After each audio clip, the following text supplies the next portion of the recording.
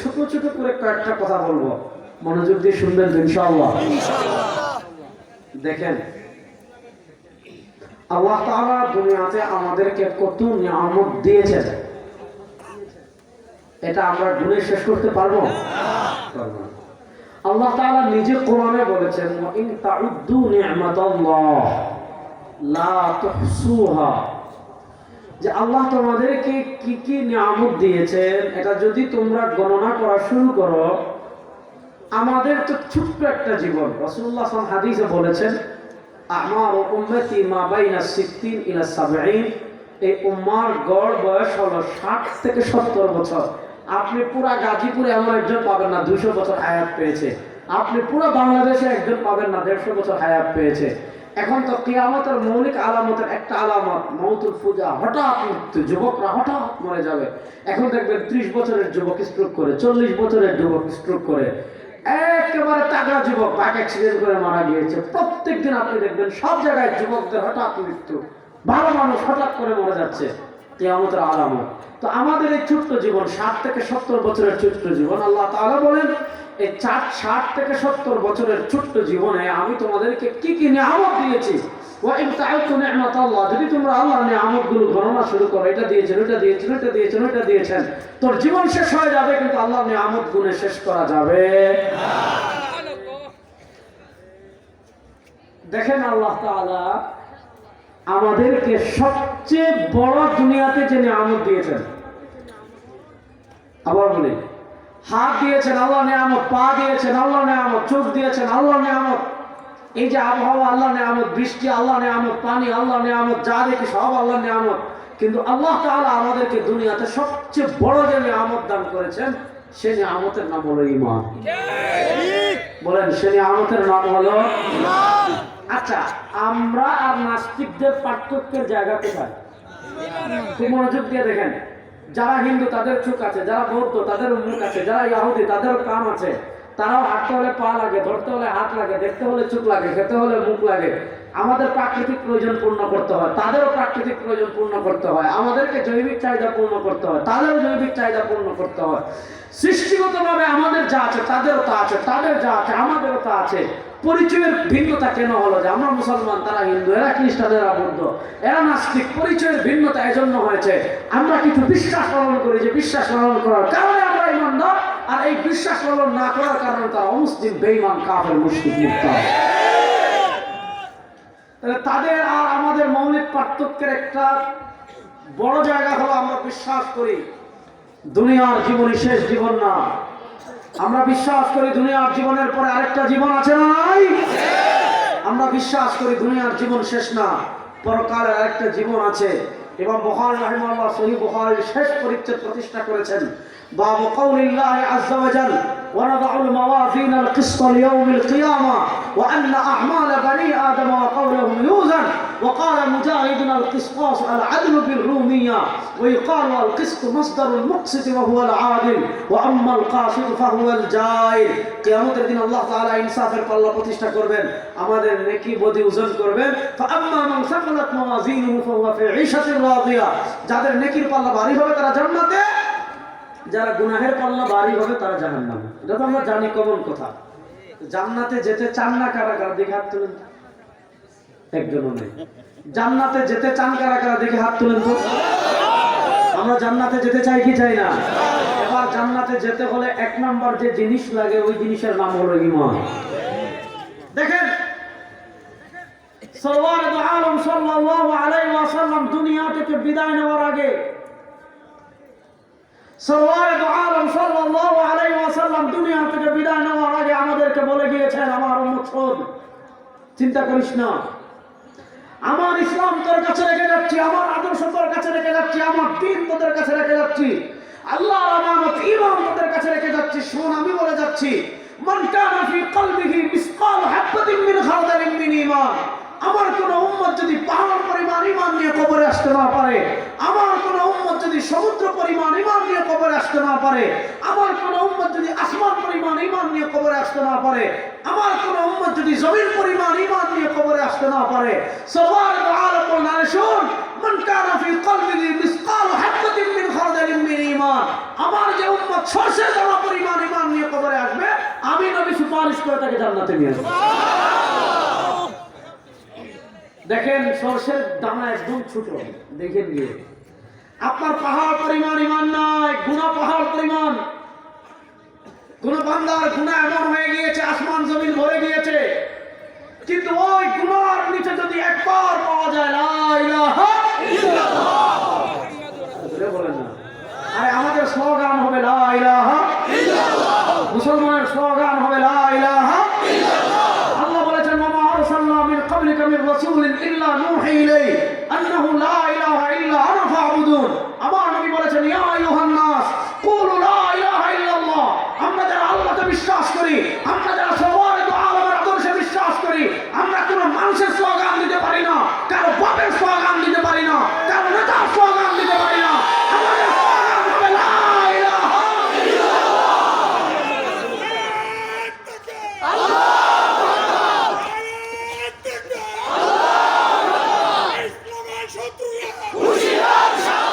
আপনারা গত 52 বছর দেখেছেন, গত 15 বছর দেখেছেন এদেশে জয় বাংলার স্লোগান দিয়ে টাকা বিদেশে পাচার করেছে। আপনারা গত 15 বছর দেখেছেন জয় বাংলার স্লোগান দিয়ে হাজার হাজার মানুষকে খুন করেছে, জয় বাংলার স্লোগান করে ব্যাংক ডাকাতি করেছে, শেয়ার বাজার ডাকাতি করেছে, ভারতের দালালিত্ব করেছে, আয়নাঘর তৈরি করেছে, খুন করেছে, গুম করেছে, আলেমদেরকে গ্রেফতার করেছে, আলেমদেরকে বন্দী করেছে। ওই যে স্লোগান দিয়ে আমাদের দেশকে বিদেশের পাচারে গোলাম বানানো হয়েছে, টাকা পাচার করা হয়েছে, ওই স্লোগান চলবে না। এখন থেকে আমাদের জাতীয় স্লোগান হবে লা ইলাহা ইল্লাল্লাহ। আমাদের জাতীয় স্লোগান হবে লা ইলাহা ইল্লাল্লাহ, লা ইলাহা ইল্লাল্লাহ। আমার নবী বলেছেন ইয়া আইয়ুহান নাস। দেখেন দুনিয়াতে আল্লাহ যত নবী পাঠিয়েছেন, এই যুবকরা ভালো করে শুনেন, কোন নবী এসে বলেন নাই আমাকে ক্ষমতা দেন, কোন নবী এসে বলেন নাই আমাকে মন্ত্রী বানান, কোন নবী এসে বলেন নাই আমাকে অর্থমন্ত্রী বানান, কোন মন্ত্রী বলেন নাই আমাকে ওইটা বানান। নবীরা ক্ষমতা চাননি, নবীরা এসে বলেছেন প্রভু মূর্তি হতে পারে না, প্রভু নেতা হতে পারে না, প্রভু আপা হতে পারে না, প্রভু জাকির আব্বা প্রভু হতে পারে না।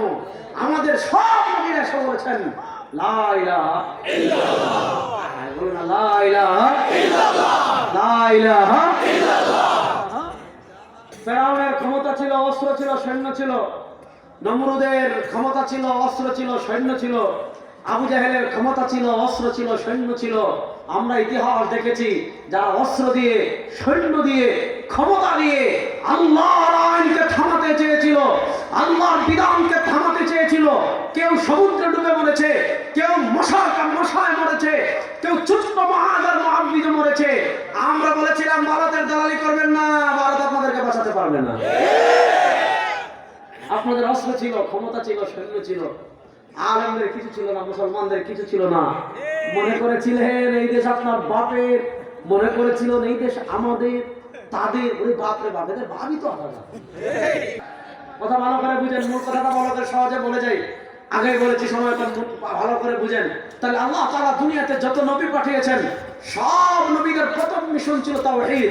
আর আমার নবী বলেছেন শুনবেটা, আমার উম্মত যদি পাহাড় পরিমাণ গুনাহ করে ফেলে, আমার উম্মত যদি সমুদ্র পরিমাণ গুনাহ করে ফেলে, কিন্তু ওই গুনাহের নিচে যদি একবার পাওয়া যায় লা ইলাহা ইল্লাল্লাহ, একবার যদি পাওয়া যায় লা ইলাহা ইল্লাল্লাহ, আমার নবী বলেন আমি তাকে সুপারিশ করে জান্নাতে নিয়ে আসবো।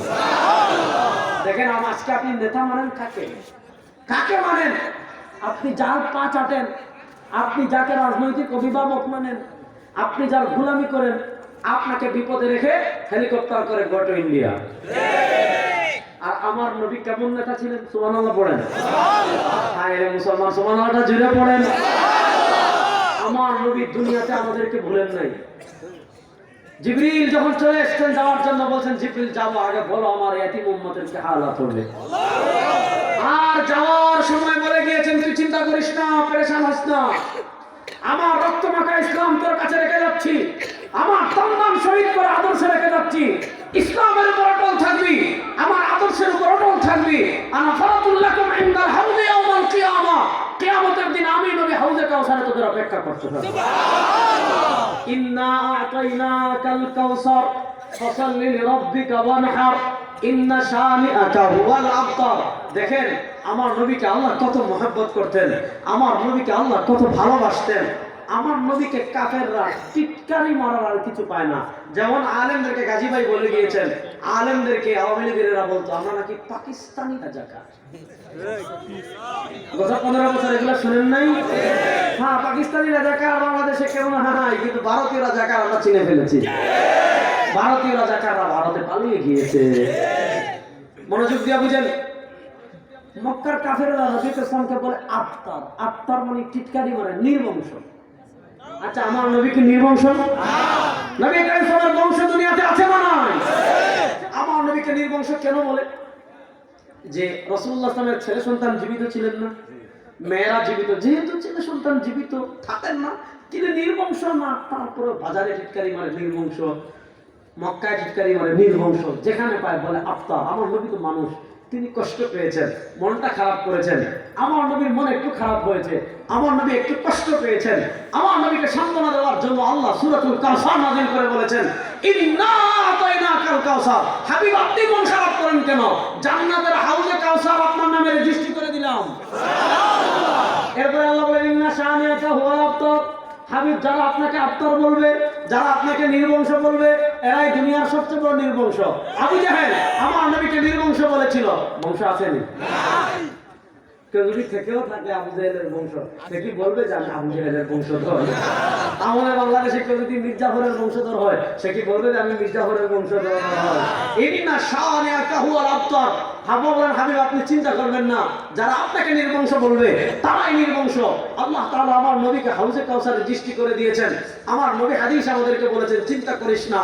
ওয়া আদাদু কুবিহি মিসলু আদাদিন নুজুম, ওয়া আদাদু কুবিহি মিসলু আদাদিন নুজুম। যদি সারা দুনিয়ার মানুষ একত্রিত হয়ে সিদ্ধান্ত নেয় আসমানের তারকা গুণে শেষ করবে, আসমানের তারকা গুণে শেষ করতে পারবে না। সওয়ারুল আলম সাল্লাল্লাহু আলাইহি ওয়াসাল্লাম বলেন, আল্লাহ আসমানের তারকা সমপরিমাণ পান পাত্র হাউজে কাউসারের পারে আল্লাহ সাজিয়ে রেখেছেন। কিয়ামতের দিন সওয়ারুল আলম সাল্লাল্লাহু আলাইহি ওয়াসাল্লাম তার হাত দিয়ে তার উম্মতকে হাউজে কাউসারের পানি পান করাবে। সুবহানাল্লাহ। দেখেন, একটা হাদিস বলি, ভালো লাগবে আপনাদের শুনলে। আল্লাহ নবী সাল্লাল্লাহু আলাইহি ওয়াসাল্লাম যখন এই কথা বলেছেন, হাউজে কাউসারে আমি আছি তোদেরকে ওয়েলকাম জানানোর জন্য, পানি খাওয়ানোর জন্য। এক সাহাবী বলেন, ইয়া রাসূলুল্লাহ, আপনি না হয় আবু বকরকে চিনবেন, তাকে দুনিয়াতে দেখেছেন। আপনি না হয় ওমরকে চিনবেন, তাকে দুনিয়াতে দেখেছেন। আপনি না হয় উসমানকে চিনবেন, তাকে দুনিয়াতে দেখেছেন। আপনি না হয় আলীকে চিনবেন, তাকে দুনিয়াতে দেখেছেন। আপনি না হয় সাহাবায়ে কেরাম রিদওয়ানুল্লাহি আলাইহিম আজমাইনকে চিনবেন, তাদেরকে আপনি দুনিয়াতে দেখেছেন। অথবা সাহাবায়ে কেরাম রিদওয়ানুল্লাহি আলাইহিম আজমাইন না হয় আপনাকে চিনবে, তারা আপনাকে দেখেছে।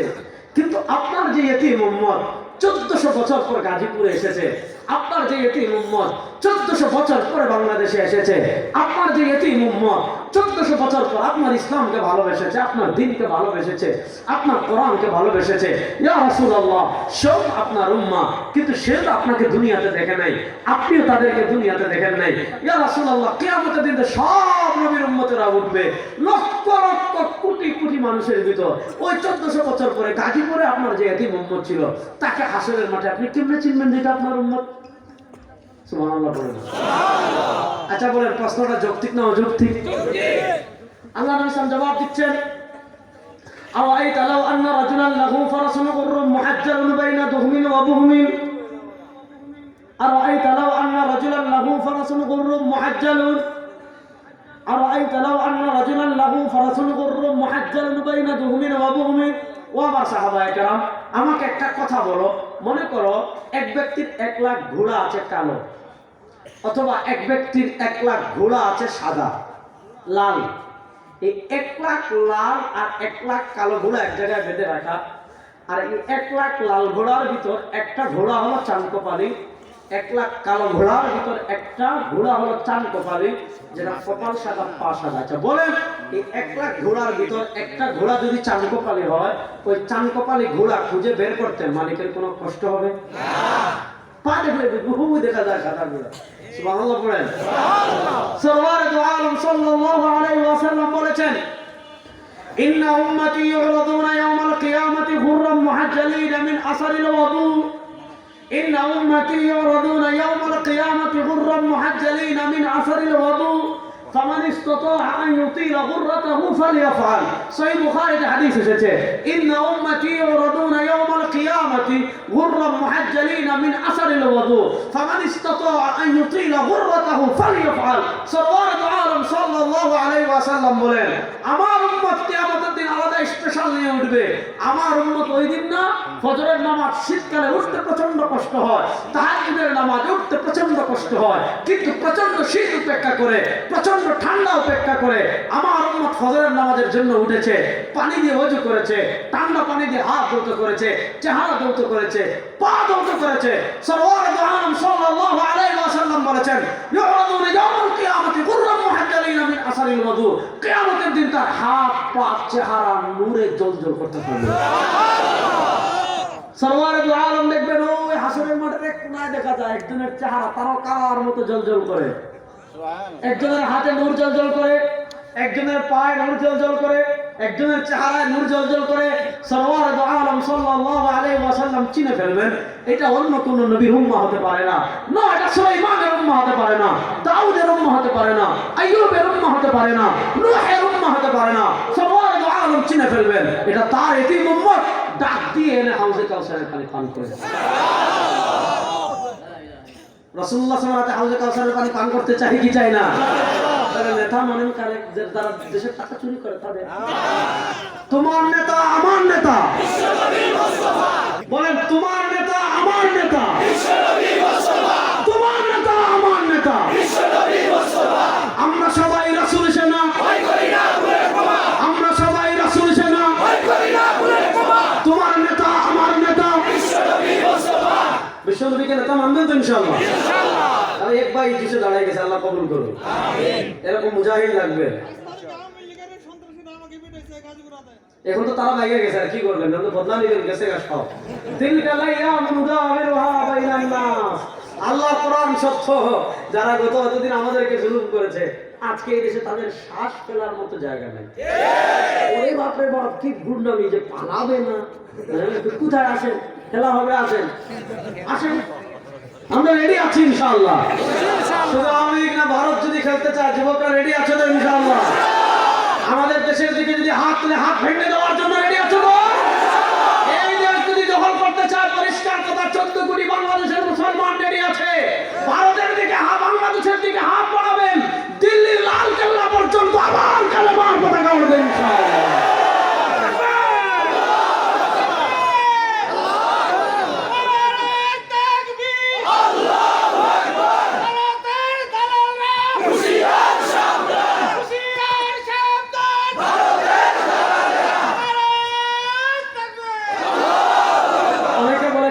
স্বাধীনতায় কি লাভ হয়েছে এই যে স্লোগান দিচ্ছেন ভারতের দাসরা হুঁশিয়ার সাবধান 4 মাস আগে দিতে পারতেন দেখেন আমি সব জায়গায় বলছি যে বাংলাদেশের মুসলমান প্রত্যেকে এক একটা কেচি রাখবেন সাথে কারণ দাদারা নাকি আমাদের দেশে আসতে চাচ্ছে ওই দিয়ে আগরতলা দিয়ে আর সিলেট দিয়ে বিভিন্ন দেশ দিয়ে আমরা বলেছি যে আপনারা আসেন আমরা আপনাদেরকে ধরে ধরে ফ্রি খতনা করবো আমরা এইটাই মেহমানদারি সর্বোচ্চ করতে পারবো এর চেয়ে বেশি কিছু আমরা করতে পারবো না আসবে আমরা প্রত্যেকেই রেজার এবং কেজি নিয়ে রেডি আছি ইনশাআল্লাহ রেডি আছেন তো আরে বেটা আমরা তো সেই জাতি গুলি আমাদের বুকে লাগে পিঠে লাগে না আমরা তো সেই জাতি 313 জন 1000 এর বিরুদ্ধে লড়াই করেছি আমরা তো সেই জাতি 1000 10,000 এর বিরুদ্ধে লড়াই করেছি আমরা তো সেই জাতি 10,000 50,000 এর বিরুদ্ধে লড়াই করেছি আমরা তো সেই জাতি মাত্র 50,000 3 লক্ষ মুসলিমদের বিরুদ্ধে লড়াই করেছি আমরা তো সেই জাতি আমরা বেতনের জন্য আমরা জিহাদ করি না আমরা তো সেই জাতি যারা যুদ্ধ করে আল্লাহর জান্নাত লাভ করার জন্য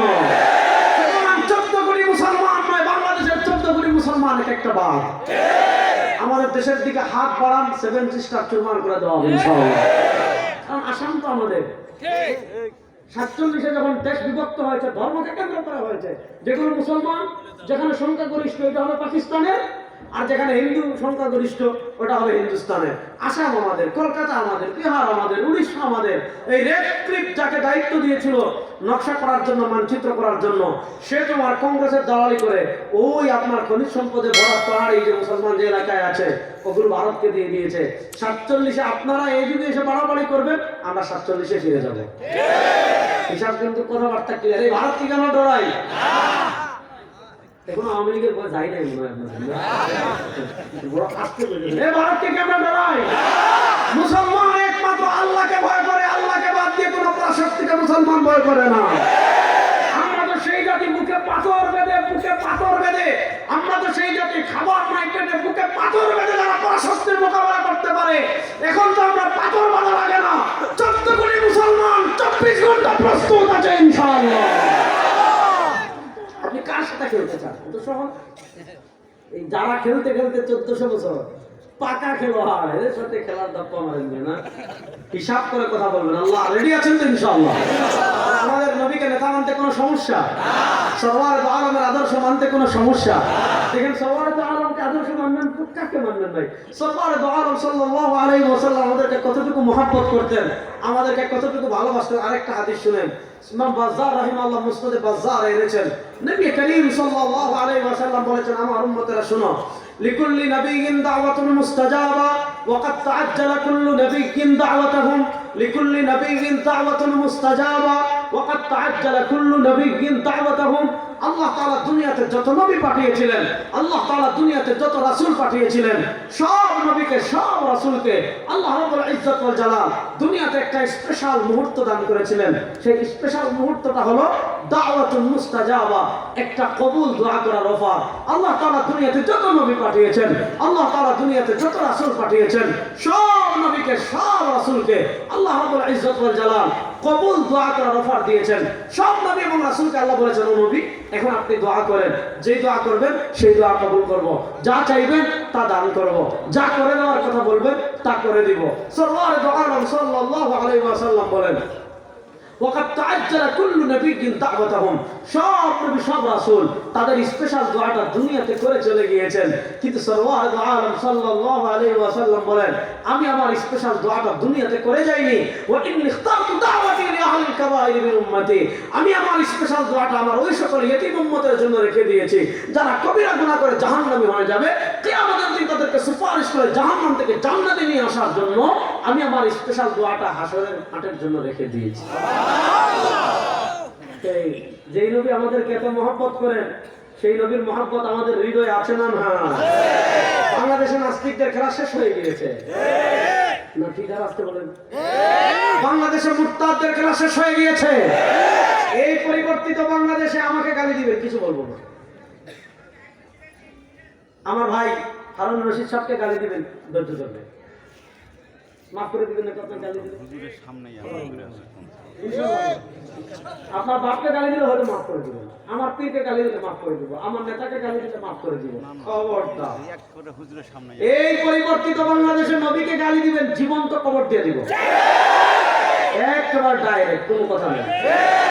নাস্তিকদের সাথে নাস্তিকরা থাকুক, কোনো সমস্যা নাই, কিন্তু নবীকে গালি দিয়ে, আমার নবীকে কটূক্তি করে, আমার নবীর শানে আঘাত করে, আমার নবীর ইজ্জতে আঘাত করে আর কোন জানোয়ারের বাচ্চাকে এই বাংলাদেশে আমরা থাকতে দেব না।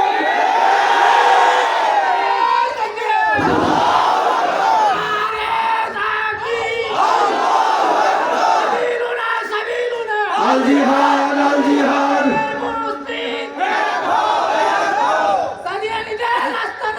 ভেঙে দাও, পুড়িয়ে দাও, ভেঙে দাও, পুড়িয়ে দাও। আল্লাহু আকবার। কথা ভালো করে বুঝেন, তাহলে যেই নবী আমাদেরকে এত মহব্বত করতেন, আমাদেরকে না নিলে তিনি জান্নাতে যাবেন না। দেখেন, আল্লাহ তাআলা সহিহ মুসলিমে হাদিস আসছে, কিয়ামতের দিন আল্লাহ ডাক দিবেন, আনাল মালিক আল ইয়াউম আইনা মুলুকুল আরদ। আল্লাহ বলেন, আজকের দিনের বাদশা আমি, দুনিয়ার বাদশা আছি না? মোদি, ডোনাল্ড ট্রাম্প, নেতানিয়াহু কে কোথায়? আইনা মুলুকুল আরদ। ওই ফেরাউন, উতবা, শায়বা, রাবিয়া, মুগিরা, বুশ, ফেরাউন, নমরুদ কে কোথায়? আচ্ছা বলেন, কেউ কি মাথা তুলবে? না। আরে এরা মাথা তুলবে, নবীরা পরেশান হয়ে যাবে। ওই দিন একজন লোক আছেন, আমাদেরকে ভুলবেন না, তিনি বলেন ফাখিরু সাজিদান ওয়া আহমাদুল্লাহ বিমাহামিদিহি, আমি যখন আল্লাহর এই হালত দেখব, আমি আল্লাহর আরশের নিচে সিজদায় পড়ে এমন ভাবে আল্লাহর প্রশংসা করতে থাকব, আল্লাহ তাআলার রহমতের সাগরে জুস এসে যাবে। আল্লাহ বলেন ইয়া মুহাম্মদ ইরফা রাসাক ওয়াসালতু ওয়াশফাতু শাফা। আল্লাহ বলেন ও মুহাম্মদ সাল্লাল্লাহু, আজকে আপনি কান্না করছেন কেন? আপনার সাথে দুনিয়াতে আমার একটা চুক্তি বাকি আছে, মাথা তুলেন, সালতু, আপনি চান, আপনি যা চাইবেন আল্লাহ আপনাকে তা দান করবেন। ওয়াশফা ওয়া হাবিব, আপনি সুপারিশ করেন। তুশাফা, আপনি কাদের জন্য সুপারিশ করবেন, আল্লাহ তাআলা আপনার সুপারিশ কবুল করে আজকে সবাইকে জাহান্নাম থেকে মুক্তি দিয়ে দিবেন। মুসলিম শরীফের 41টা হাদিস শুনেছি। আল্লাহ নবীকে আল্লাহ যখন এই অফার দিবেন, আল্লাহ নবী কসম করে বলে যায়, আল্লাহ কসম করে বলে যায়, আল্লাহ নবী তার বাপের জন্য সুপারিশ করবেন না, চাচার জন্য না, দাদার জন্য না, গোষ্ঠীর জন্য না, বলবেন ইয়া রাব্বি উম্মতি, আল্লাহ আমার একটা এতিম উম্মত জাহান্নামে থাকলে আমি জান্নাতে যাব না। আজকে শহীদ নবীর আদর্শ বাদ দিয়ে আপনি নেতা অভিভাবক, জয় বাংলা। সুতরাং আজ থেকে আমাদের নেতা বিশ্ব নবী রাসূলুল্লাহ সাল্লাল্লাহু আলাইহি ওয়াসাল্লাম আদর্শ বাস্তবায়ন বাংলাদেশ হওয়ার দরকার আছে না নাই? আমাদের দেশে এত চুরি কেন, এত গুম কেন, এত সন্ত্রাসী কেন, এত চাঁদাবাজি কেন? আপনি চিন্তা করেন, বাংলাদেশ থেকে গত 15 বছরে বিদেশে কত টাকা পাচার হয়েছে জানেন? বাংলাদেশ থেকে গত 15 বছরে যত টাকা পাচার হয়েছে, পত্রিকায় সাংবাদিকরা লিখছে, গণমাধ্যম নিউজ করছে যে এই পাচারকৃত টাকা দিয়ে 64টা পদ্মা সেতু বানানো যাবে। আল্লাহু আকবার।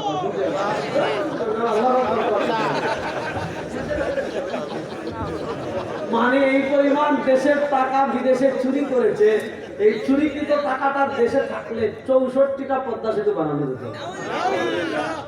আপনি বাংলাদেশে গত 15 বছর কালে উন্নয়ন শুনেন নাই? শুনেন নাই? আমাদের জিকির সুবহানাল্লাহ আলহামদুলিল্লাহ, আর গত 15 বছর তাদের জিকির ছিল উন্নয়ন। সাংবাদিকরা জিজ্ঞেস করেছে দিনের ভোট রাতে করলেন কেন? আপনারা দ্রব্যমূল্যের দাম বাড়লো কেন? মানুষ খুন হয় কেন? ছাত্রলীগ কুত্তালীগ হয়ে যাচ্ছে কেন? অর্থাৎ তাদের জিকির হয়ে গিয়েছিল কি? উন্নয়ন, উন্নয়ন, উন্নয়ন। শুনে এই যে টেন্ডারবাজি একটার পর একটা, একটার পর একটা, সব বন্ধ হবে কখন? যেদিন সংসদে আল্লাহ কোরআনকে নিতে পারবে। আমাদের সংসদ কোরআনের আলোকে পরিচালিত হোক। কারা কারা চান দেখে একটা হাত তোলেন তো। আমাদের বাংলাদেশে ইসলাম বিজয় হোক, আমরা চাই কি চাই না? সুতরাং এবার আমরা আর কোন তন্ত্র মন্ত্রে পরিবর্তিত বাংলাদেশে দেখতে চাই না। এই বাংলাদেশে আমাদের মিশন হবে একটা, ঘর থেকে নিয়ে সংসদ পর্যন্ত আল্লাহর কোরআনের আইন বাস্তবায়ন হবে। আল কোরআনের আলো, আল হাদিসের আলো, আল কোরআনের আলো, আল কোরআনের আলো।